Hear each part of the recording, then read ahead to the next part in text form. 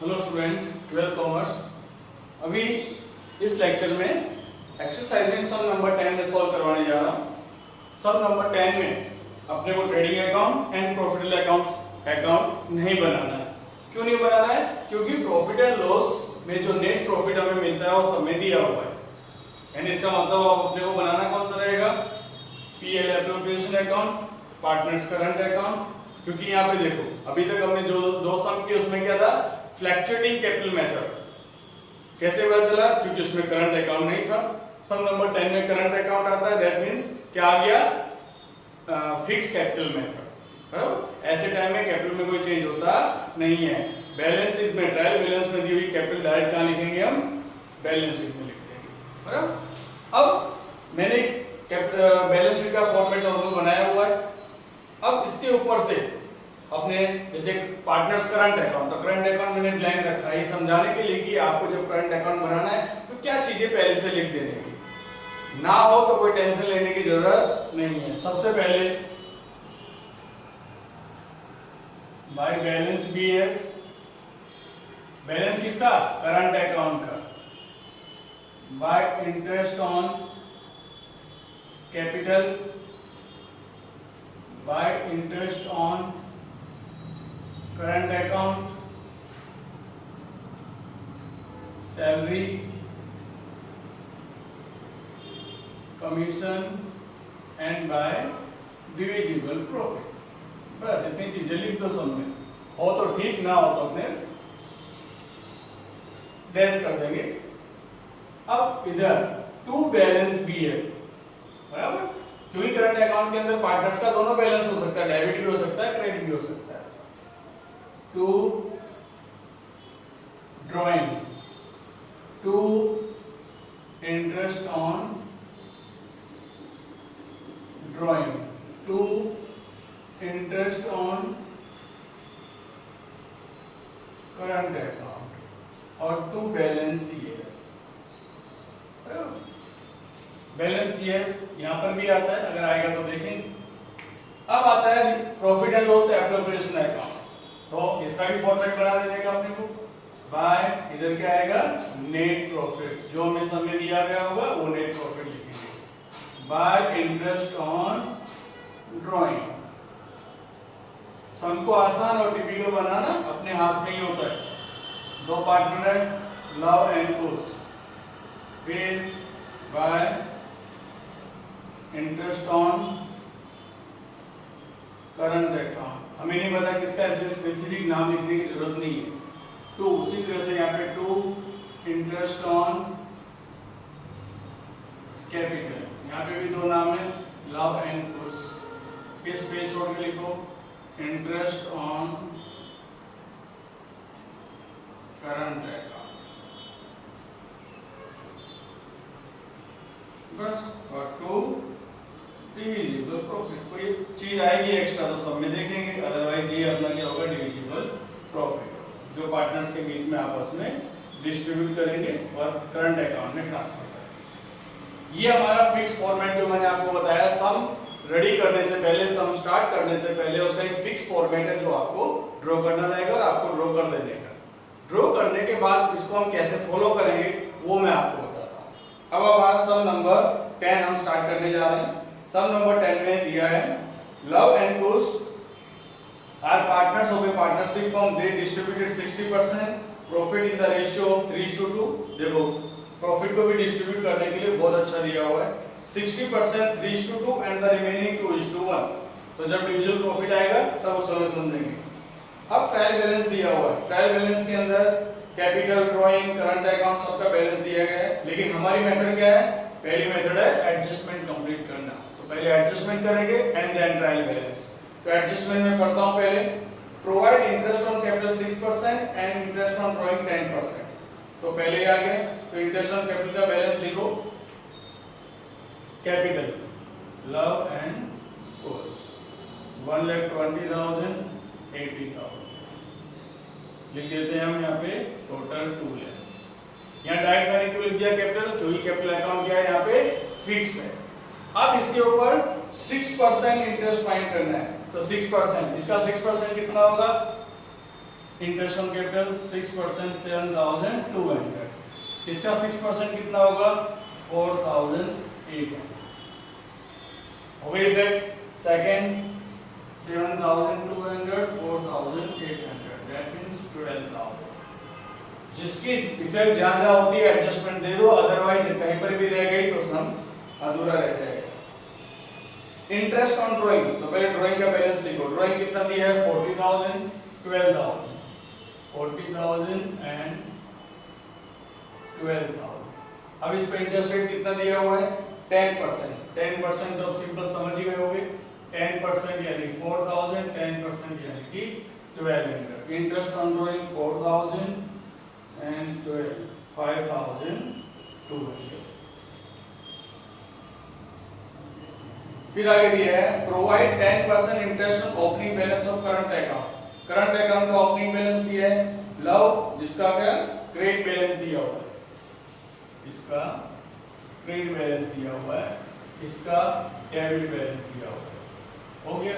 Interest on current account 10% यानी 800, इसका interest on current account यानी कि 1200। अपने अपने बैलेंस के नीचे अपने फाइंड कर लेंगे इनकी ठीक अपोजिट इफेक्ट। अब जैसे कि यहाँ पे डेबिट में किसका है उसका, तो डेबिट को यहाँ पे लिख देंगे कोस 1200।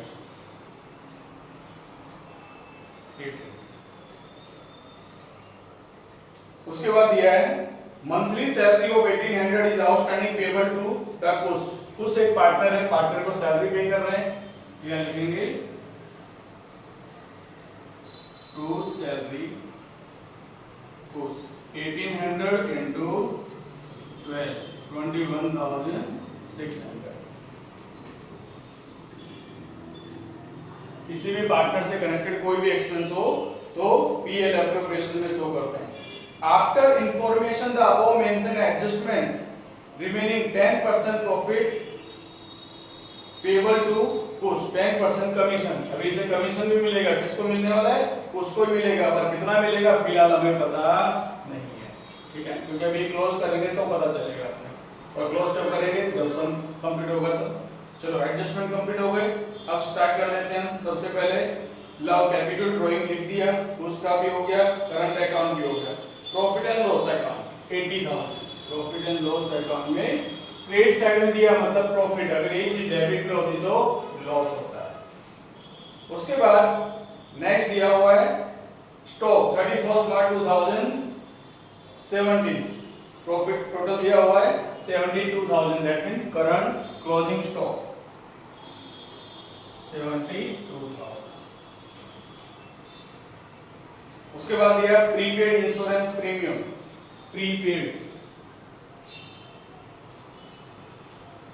प्रीपेड इंश्योरेंस प्रीमियम, ये एडजस्टमेंट है लेकिन ट्रायल बैलेंस में दिया है इसलिए सिंगल इफेक्ट होगा। बिल्डिंग, अब कोई डेबिट का कोई पॉइंट दिया नहीं है तो बिल्डिंग डायरेक्ट आप लिख सकते हैं, बिल्डिंग 1,80,000 सॉरी 60 1,60,000। बिल्डिंग के बाद दिया डेटर्स एंड क्रेडिटर्स, अपने को क्रेडिटर्स दिया हुआ है 28,000 और डेटर्स 80,000। इसको मैंने इनर कॉलम में क्यों लिखा, क्योंकि हो सकता है bad debt reserve trial balance में दिया होगा, ट्रायल बैलेंस में ओनली पीडीआर दिया होगा तो बैलेंस शीट में से लेस होता है। Cash and bank, cash and bank यानी ये जो दिया अपने को इसे कैश बैलेंस कहेंगे, कैश बैलेंस 20,000, और जो डेबिट में दिया है उसे हम कहेंगे बैंक ओवरड्राफ्ट 4,800। ऐसा नहीं कि कैश एंड बैंक लिख दिया तो बोले डेबिट वाला कैश और क्रेडिट वाला बैंक को अपने को अंडरस्टैंड करने का। Bills payable 14,000, bills payable 14,000। Mortgage loan, mortgage loan मतलब यानी किसी भी loan taken against the security, कोई भी बैंक जब लोन देती है कोई सिक्योरिटी के अगेंस्ट में उसे मॉर्गेज लोन कहते हैं, यानी गिरो मुकेल लोन, गुजराती में कहें तो गिरो मुकेल, यानी कोई चीज को गिरवी रख के, जैसे कि हाउसिंग लोन लेते हैं तो क्या होती है, दैट्स द मॉर्गेज लोन, क्योंकि हमारा बैंक मकान क्या होता है, मॉर्गेज होता है उसके सामने।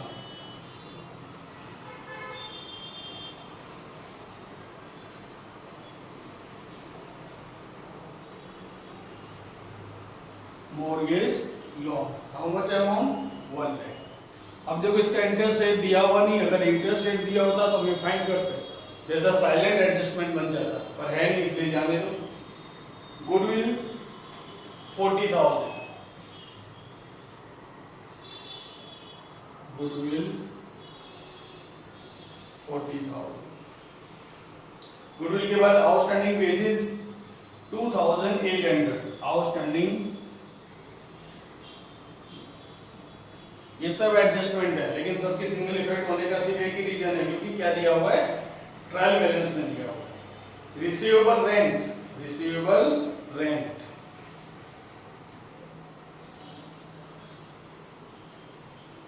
Receivable rent 800। Commission receive in advance,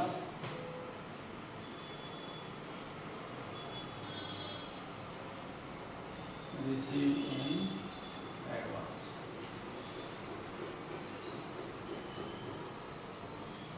receivable rent, sorry ये अमाउंट 800 होगी और ये 1600।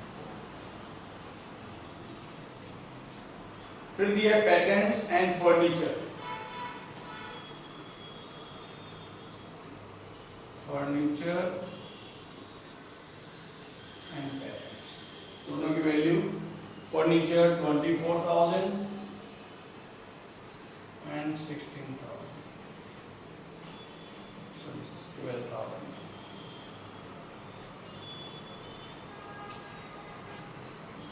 मेरे ख्याल से पता चल गया होगा सभी को, ठीक है कि नहीं, क्योंकि यहाँ पे प्रॉफिट एंड लॉस हम बनाना नहीं, इसलिए कोई एक्सपेंस नहीं दिया, देखो बराबर कि नहीं, ट्रेडिंग अकाउंट नहीं बनाना, इसलिए अपने को क्या नहीं दिया हुआ, परचेज, सेल्स, आउटस्टैंडिंग वेजेस, ऐसी कोई इंफॉर्मेशन अपने को समय दी हुई नहीं है। तो नहीं दी है इसका मतलब अपने को इंफॉर्मेशन सिर्फ किसके दी, इन्होंने इस सम के अंदर क्या समझाने की कोशिश की, एक्सरसाइज हमेशा स्टेप बाय स्टेप चलता है।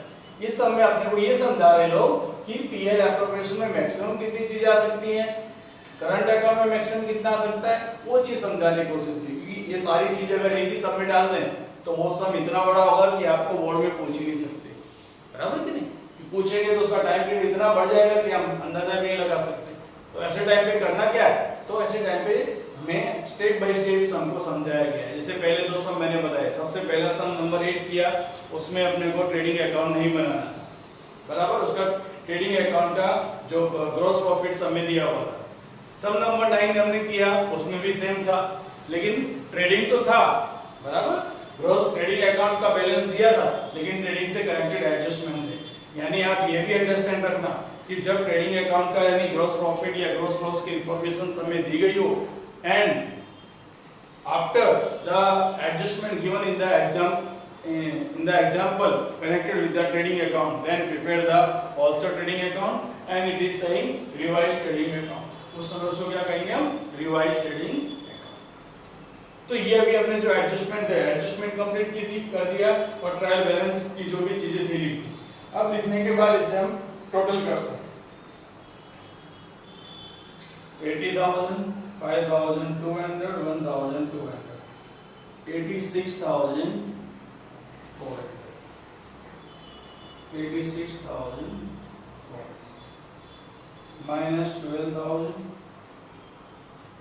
800, 21,600, टोटल 52,000। लेकिन 52,000 में से पहले हमें किसको देना है, कमीशन पे करना है, कमीशन अकाउंट। तो 52,000 का 10% सिंपल दिया हुआ है, तो 10% यानी 5200, इसमें से 52 में से लेस कर दूंगा मैं, 52,000 माइनस 5200, क्या बचेगा रिमेनिंग 46,800। बट इसको डिस्ट्रीब्यूट करने का थोड़ा सा पॉइंट है, वो ध्यान देना कैसे डिस्ट्रीब्यूट, लव एंड उसके बीच में कैसे हम डिस्ट्रीब्यूट करेंगे। टोटल प्रॉफिट हमारे पास कितना दिया है, 46,800। इसके अब दो पार्ट करते हैं, 60% एंड 40%। 60-40 क्यों किया? क्योंकि सब में कहा है अपने को कि 60% अलग 40% अलग। 60% कितनी अमाउंट होती है इसकी? 60% 28,080 and the remaining 18,700। इसे किस में डिस्ट्रीब्यूट करेंगे? 3:2। इसे किस में करेंगे? 2:1 डिवाइडेड बाय 6240 into 2 12480 प्लस उसी तरह से 28,080 इसको डिस्ट्रीब्यूट करेंगे divided by 5 into 3 16848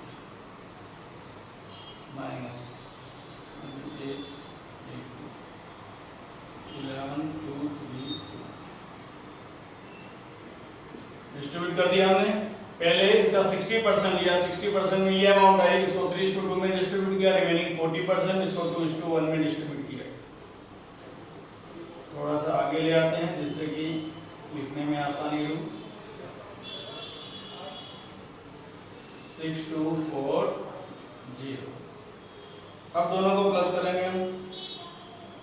16,848 plus 12,480 29,328 and 11,232 plus 6240 1747।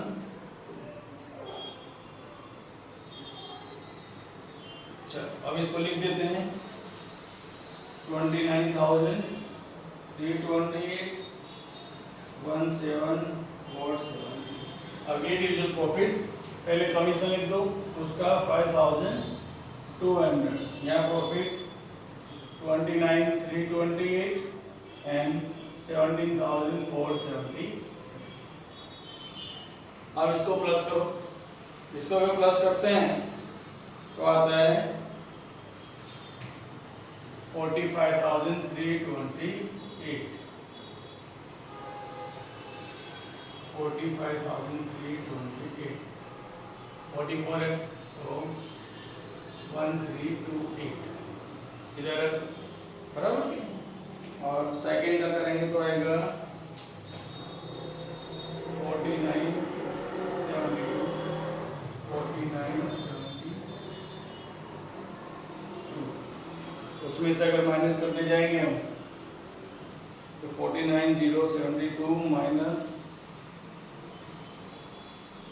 22,600 This balance transfer to balance 1328,2267 बस प्लस कर दो 1328 यानी आउटर कॉलम में जाएगा 24,000।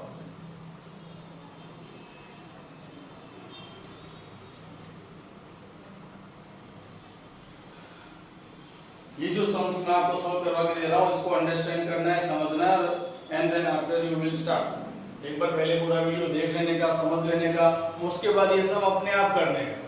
अब इसमें से देख के कॉपी कर लोगे तो सम आएगा नहीं। अगर आपको अच्छे से करना है तो एक फिक्स रहेगा कि आपको समझने के बाद सम खुद करने पड़ेंगे, कोई आपको पता चलेगा, अदरवाइज पता चलेगा नहीं।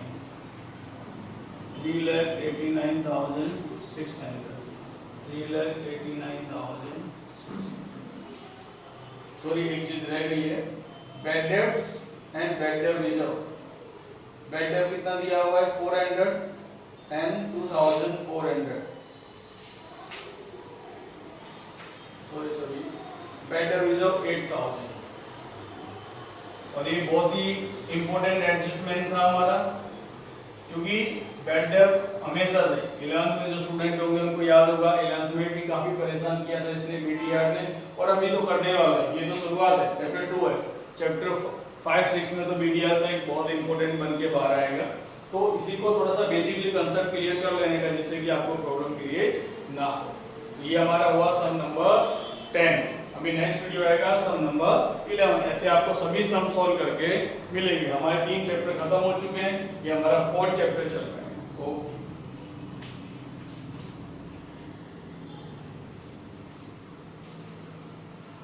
दूसरी चीज जो भी स्टूडेंट्स हैं उनको बता दो कि जितने भी सम मैं आपको सॉल्व करके दे रहा हूं, इसका मतलब ये नहीं कि आप इसमें से बस लो, कॉपी कर लो, लिख लो। ऐसा प्लीज बिल्कुल मत करना, क्योंकि अगर आपने ऐसा किया तो फाइनल अकाउंट के साथ में नहीं, आप बोर्ड के अंदर, अकाउंट के अंदर 11 मार्क के साथ में आप डिस्टर्ब कर रहे हो। तो सबसे इंपॉर्टेंट है, आपने ये भी देखा होगा कि कुछ एडजस्टमेंट ऐसे होते हैं जो किसमें ट्रायल बैलेंस में दिए होते हैं। चारों चीज यहाँ पे बहुत ही अच्छी दी हुई है। आउटस्टैंडिंग वेजेस ट्रायल बैलेंस में दिया था, single effect. Commission receive in advance trial balance में दिया था, सिंगल इफेक्ट।